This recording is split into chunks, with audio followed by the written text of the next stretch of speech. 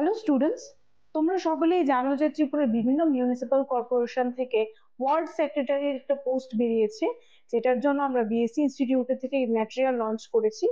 তো according to the syllabus এটার মধ্যে প্রথমে একটা জব ওরিয়েন্ট পেপার থাকছে, তারপর থাকবে ত্রিপুরা জিকে এবং থাকছে কারেন্ট অ্যাফেয়ার্স। ঠিক আছে, তো চলো আমরা একবার দেখে নিচ্ছি।